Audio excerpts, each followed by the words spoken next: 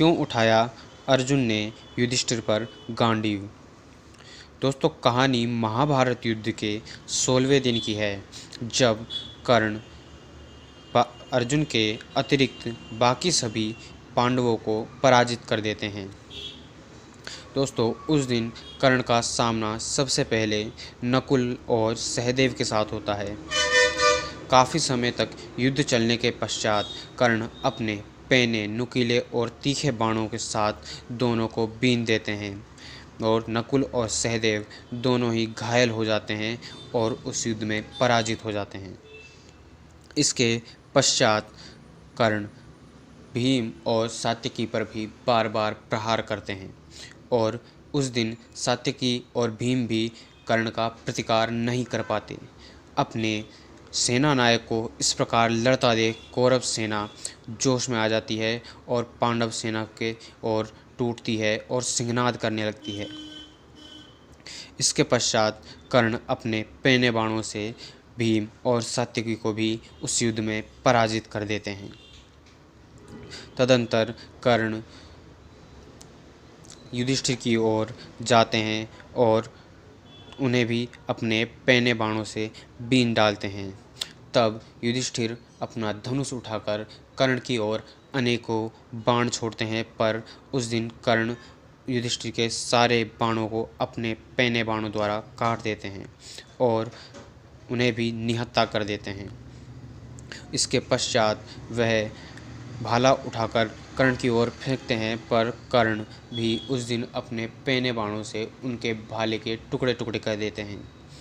इसके पश्चात कर्ण के पैने और नुकीले बाणों से युधिष्ठिर पूरी तरीके से घायल हो जाते हैं तथा युधिष्ठिर का सारथी उन्हें उस रणभूमि से दूर उनके शिविर की ओर ले जाता है।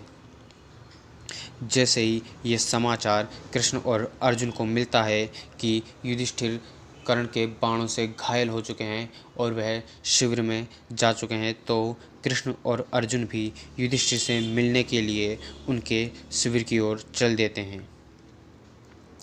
कृष्ण और अर्जुन को आता देख युधिष्ठिर उन दोनों से क्रोधित हो जाते हैं और अर्जुन को भला बुरा कहते हुए बोलते हैं कि हे अर्जुन, तुम तो देवताओं के लिए भी अपराजित हो, तुम्हें तो देवता भी नहीं हरा सकते, तो फिर आज ये सूतपुत्र इस प्रकार रणभूमि में हमारा सबका अपमान और उपहास किस प्रकार कर रहा है।